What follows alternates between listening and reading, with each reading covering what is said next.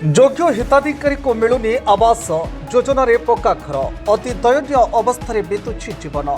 जाजपुर जिला बिंझारपुर ब्लॉक अंतर्गत बांगरा पंचायत 16 नंबर वार्डर रंजन जेना, मालती जेना और तांकर 4 झियो सान झियो दिव्यांग 2 आखि को किछि देखा जाउनी। रंजन राज्य बाहर दिन मजूरिया भावे काम करती, परिवार चलिबा कष्ट, पक्का घर करिबे बा केमिति।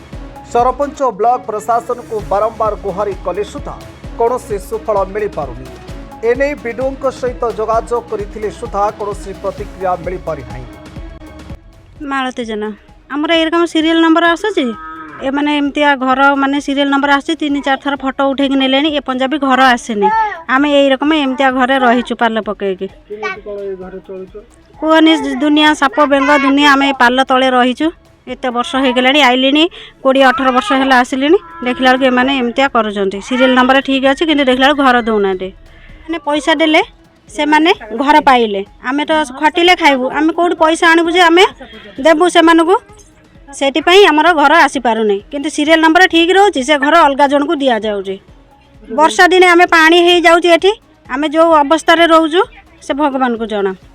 कौन दाबी करियो सरकार को दाबी करू जे एमती आम घर देख तापर आमको घर दियो। आमर आउ किछि दाबी नहीं, आमको घर खंडे नेखा दियो। चलुचु जो कष्ट रे ना से आमे खटिन त खाइलु को घर करि पारचु दे। Bureau report Konark news 24।